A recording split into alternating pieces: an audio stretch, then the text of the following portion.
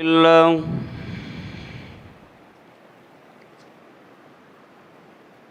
الحمد لله نحمده ونستعينه ونستغفره ونعوذ بالله من شرور أنفسنا ومن سيئات أعمالنا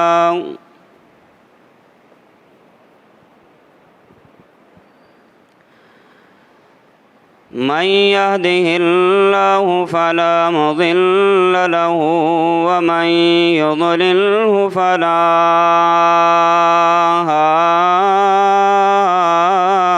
هادي له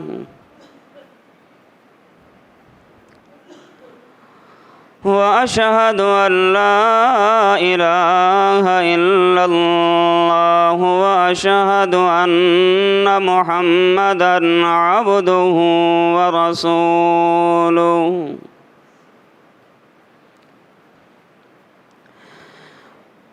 اللهم صل على محمد وعلى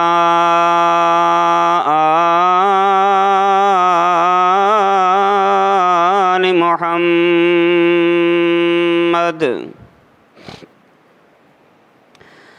كما صليت على إبراهيم وعلى آل إبراهيم إنك حميد مجيد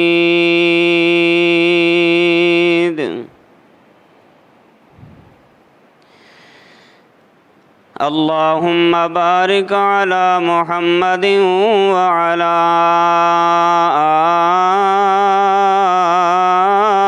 آل محمد كما باركت على إبراهيم وعلى آل إبراهيم إنك حميد مجيد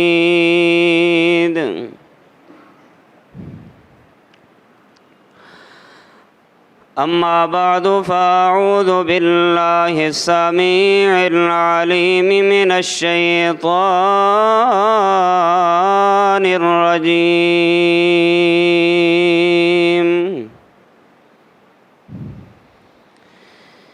بسم الله الرحمن الرحيم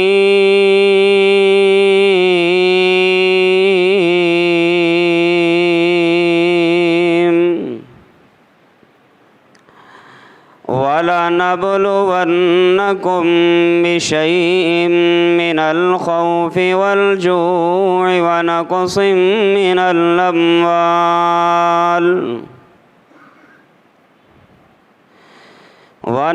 من الأموال والأنفس والثمرات وبشر الصابرين الذين إذا أصابتهم مصيبة قالوا إنا لله وإنا إليه راجعون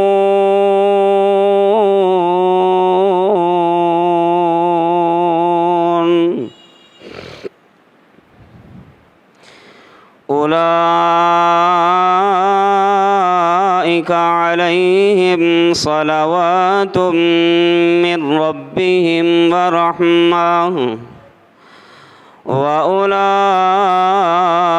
هم المهتدون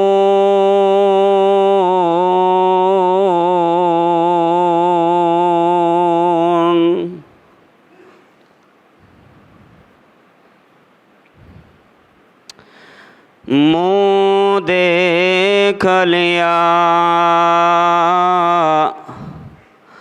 آئینے میں پر داغ نہ دیکھا سینے میں دل ایسا لگایا جینے میں، مرنے کو مسلمان بھول گئے۔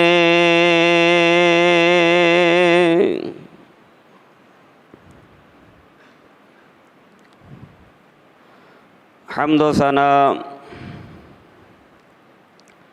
کبریائی، بڑائی، یکتائی، تنہائی، شہنشاہی اور بادشاہی اللہ وحدہ لا شریک کے لیے۔ بے شمار درود و سلام امام الانبیاء خاتم الانبیاء جناب محمد الرسول اللہ صلی اللہ علیہ وآلہ وسلم کی ذات گرامی کے لیے۔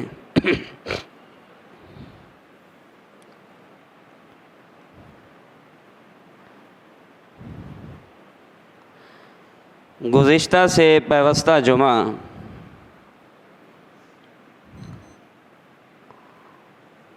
اور اس سے بھی قبل ایک جمعہ جس عنوان کے حوالے سے آپ نے گفتگو سماعت فرمائی تھی،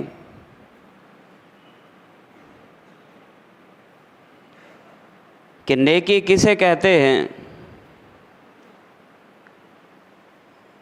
اور اس کے بعد والا جمعہ آپ نے سنا کہ نیکی کا معیار کیا ہے۔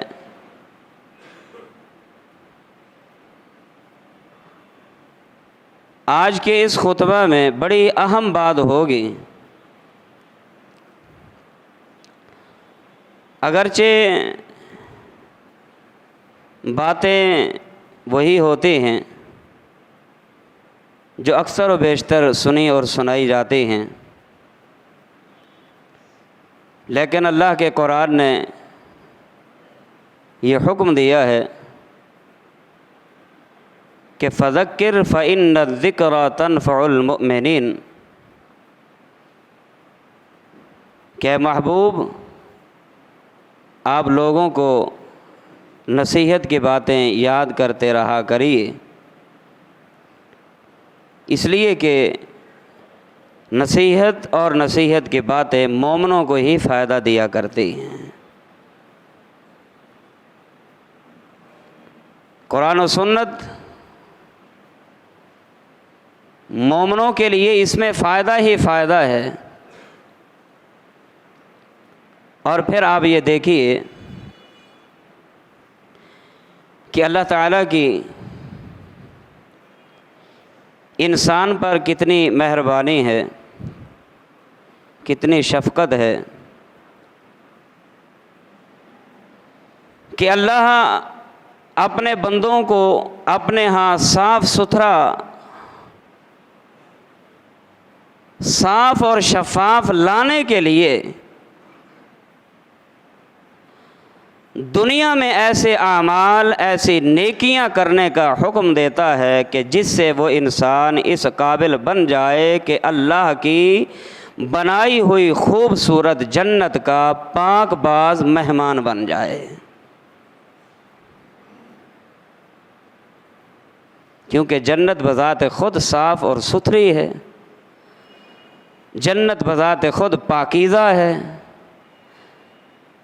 جنت خود صاف اور شفاف ہے۔ اللہ بھی چاہتا ہے کہ اس جنت کے اندر جو میرا مہمان بنے وہ بھی، اس کا ظاہر بھی صاف ہو، اس کا باطن بھی صاف ہو، وہ طیب ہو، صاف ہو، ستھرا ہو، شفاف ہو، کوئی گناہ کی میل اور کچیل جو ہے ظاہری اور باطنی طور پہ اس کے جسم پہ نہ ہو۔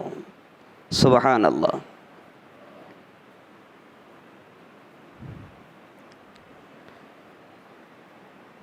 یہی وجہ ہے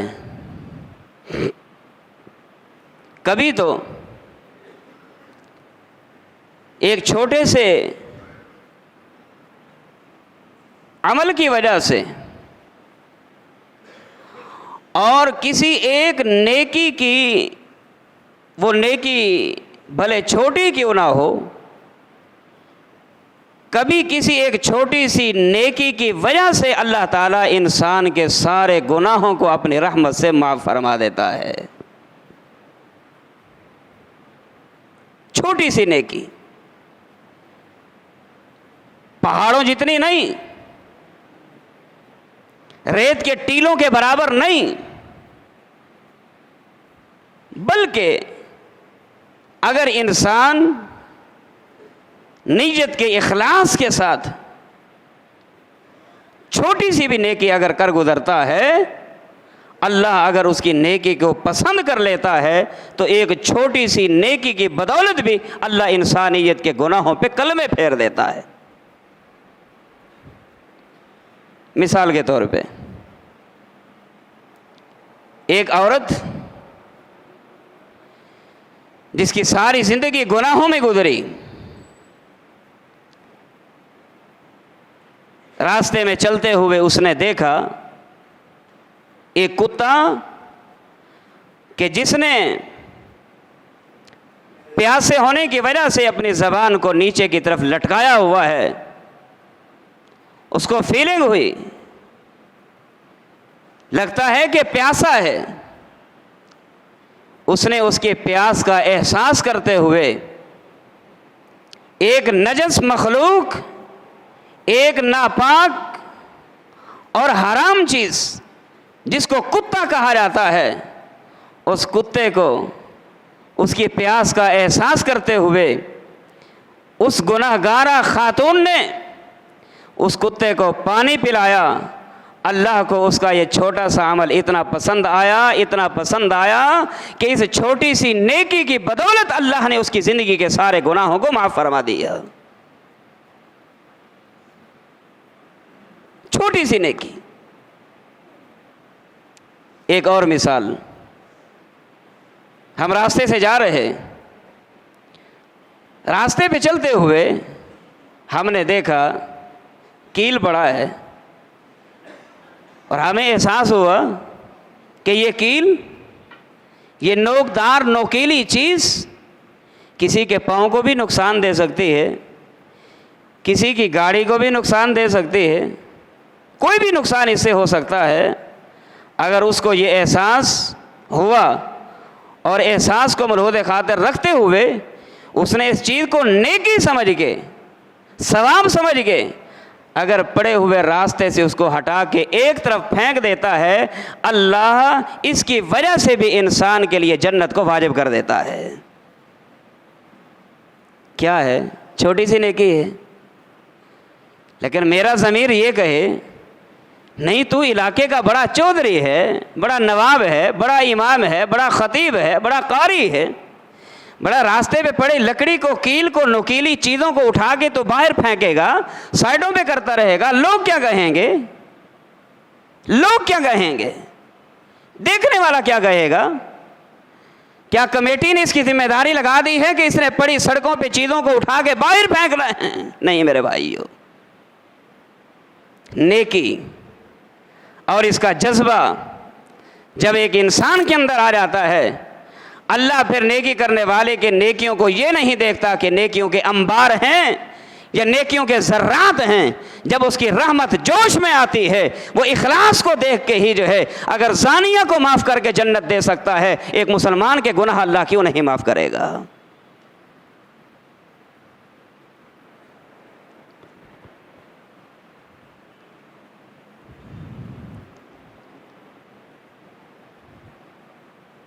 قرآن مجید نے اور پیارے پیغمبر علیہ الصلوۃ والسلام، ہاں آپ بیٹھے ہوئے، ایک آدمی آیا، بات چیت ہوئی، گفتگو ہوئی، آنے والے شخص کو محمد الرسول اللہ صلی اللہ علیہ وسلم کی بات چیت اور گفتگو اتنی پسند آئی کہ وہیں بیٹھے اس نے کلمہ شہادت کا اقرار کیا، اشہد ان لا الہ الا اللہ و اشہد ان محمد الرسول اللہ پڑھا، مسلمان ہو گیا. قافلہ جہاد کے لیے روانہ ہوا، چلے گئے. اب دیکھیے، اسلام لایا، مسلمان ہوا، جہاد کے لیے روانہ، جاتے ہوئے شہید ہو گیا. پیارے پیغمبر علیہ السلام کو اسی شخص کے متعلق اطلاع دی گئی۔ امام الانبیاء صلی اللہ علیہ وسلم نے کیا فرمایا تھا؟ عاملہ قلیلہ اجر کثیرہ، نیکی کے کام تو اس نے کم کیے ہیں لیکن اللہ کے ہاں اس نے اجر اتنا پا لیا ہے کہ اللہ نے اس شخص کے لیے اپنی جنت کو واجب کر دیا ہے۔ جنت واجب ہے۔ اور اللہ تعالی کبھی اپنے بندے کو ایک نیکی کی وجہ سے 2 انعام سے نواز دیتا ہے، لیکن اگر اللہ کی رحمت جوش میں آ جائے، اگر خرچ کرنے والا ایک کھجور کے برابر بھی اگر صدقہ کر دیتا ہے، ایک کھجور کو بھی اگر خرچ کرتا ہے، اللہ کی رحمت اگر جوش میں آ جائے تو اللہ اس ایک کھجور کے برابر کیے جانے والے صدقے کو اتنا پسند کرتا ہے، اتنا پسند کرتا ہے، اتنا پسند کرتا ہے کہ اللہ اس انسان کو احد پہاڑ کے برابر جتنا اجر سے نواز دیتا ہے، ثواب عطا فرما دیتا ہے، انعامات سے نواز دیتا ہے۔ یہ نہیں دیکھتا کہ اس نے ایک کھجور کے برابر صدقہ کیا ہے اور اس نے 10 من کھجور کے برابر صدقہ کیا ہے۔ اللہ اس چیز کو نہیں دیکھتا، اللہ نیکی کرنے والے کے جذبات کو دیکھتا ہے، شوق کو دیکھتا ہے، اخلاص کو دیکھتا ہے اور اس کی نیت کو دیکھتا ہے۔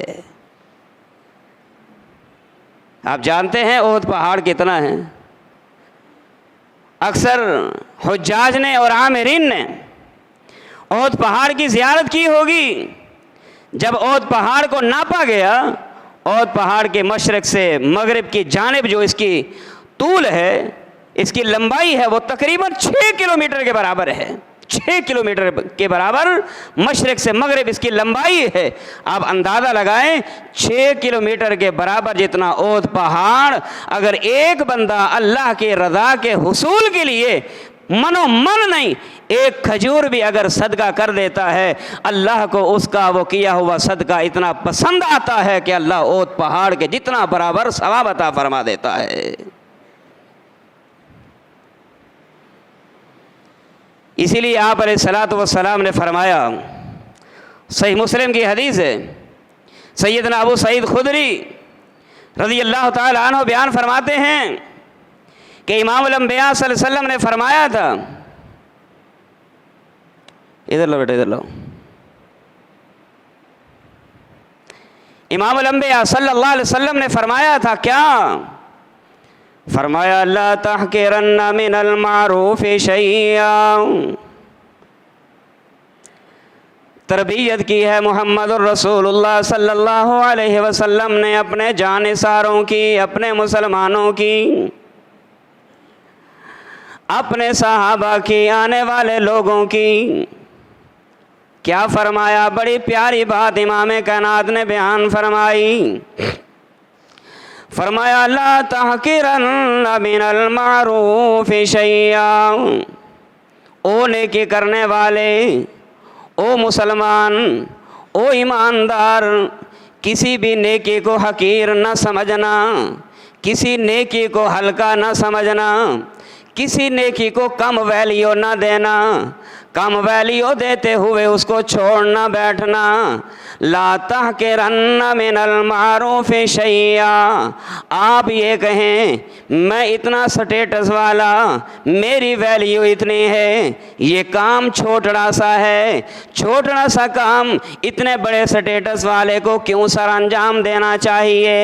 امام الانبیاء صلی اللہ علیہ وسلم نے فرمایا لا تحقرن من المعروف شیئا، او نیکی کرنے والے، نیکی بڑی ہو کر گزریے، نیکی چھوٹی ہو کر گزریے۔ اللہ پاک نے فرمایا، امام الانبیاء صلی اللہ علیہ وسلم نے بیان فرمایا کیا؟ وَلَوْ أَن تَلْقَى أَخَاكَ، وَلَوْ توجہ، وَلَوْ أَن تَلْقَى أَخَاكَ بِوَجْهٍ طَلِيقٍ،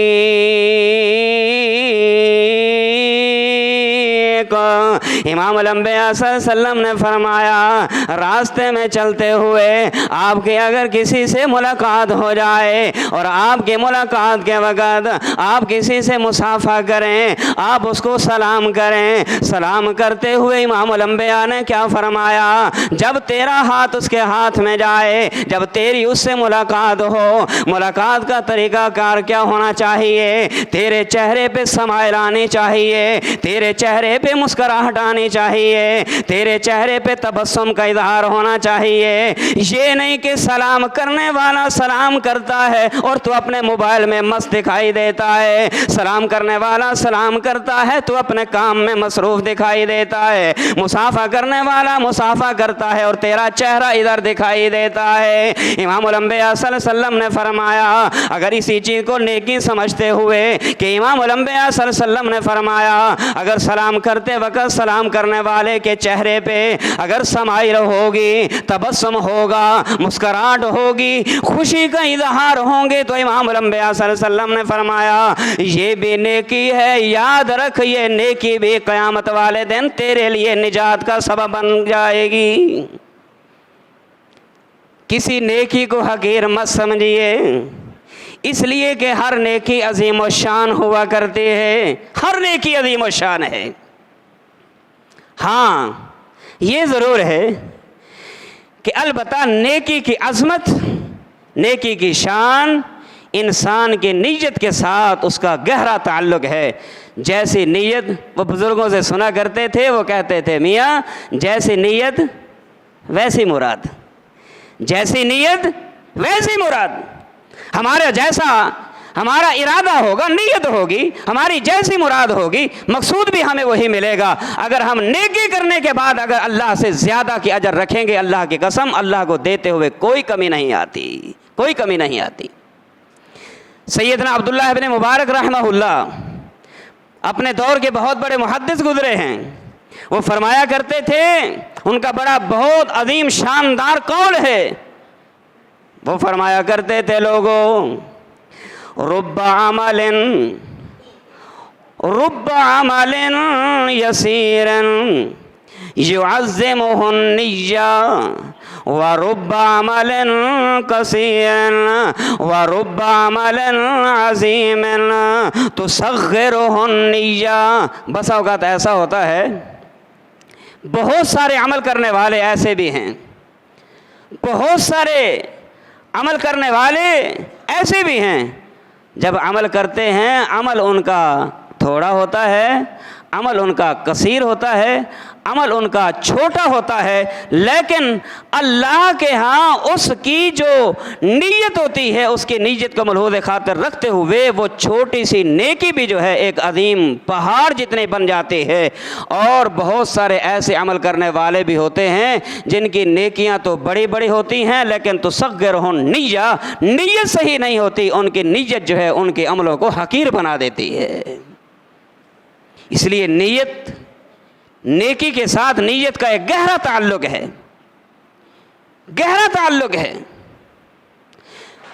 پیارے پیغمبر علیہ الصلوۃ والسلام آپ تشریف فرما ہیں، طبرانی کبیر کی روایت ہے، راوی سیدنا جابر بن سلیم رضی اللہ تعالی عنہ ہیں، کہتے ہیں ایک واقعہ انہوں نے بیان کیا، اس واقعہ کا ایک حصہ آپ کے سامنے بیان کرنے لگا ہوں کہ ایک شخص آیا، آگے کہتا ہے ان فی جفت الاعراب، کہ محبوب میرے اندر اعرابیوں، بدووں اور دیہاتیوں کی سی خصلت پائی جاتی ہے، وہ کیا ہے؟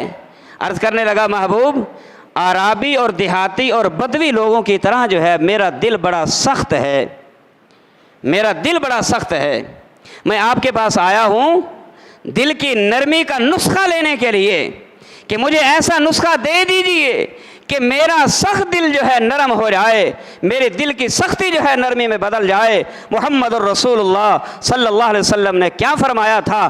اگر تو دل کی نرمی تجھے مطلوب ہے، فرمایا وہ کیا؟ یہ عمل کیا کر کہ لا تحقرن من المعروف شیئا، جو بھی نیکی کرنے کا موقع ملے، نیکی چھوٹی ہو بڑی ہو، یہ مت سمجھ کے یہ چھوٹی ہے، چھوٹی سمجھ کے چھوڑ نہ دے۔ ہاں جی، ہر نیکی کو نیکی سمجھتے ہوئے اگر تو کرے گا، اس کام کے بدلے اللہ تیرا دل کی سختی کو بدل کے جو ہے تیرے دل کو نرم فرما دے گا، تیرا دل سخت جو ہے وہ نرمی میں بدل جائے گا، تیرا مزاج سخت جو ہے وہ نرمی میں بدل جائے گا۔ اس کا مطلب یہ ہے مومن کا مزاج لوگوں کے لیے نرمی والا ہونا چاہیے، اور ہوتا بھی ہے اور ہونا بھی چاہیے۔ اگر مومن کے لیے سخت ہو تو یہ مومن کے ایمان میں شک ہے۔ کیوں؟ حضرات صحابہ کرام کا بھی یہ مزاج تھا۔ وہ کیا کہ محمد الرسول اللہ والذین معہ اشداء علی الکفار رحماء بینہم، کافروں کے لیے گرم ہوا کرتے تھے اور آپس میں نرم ہوا کرتے تھے۔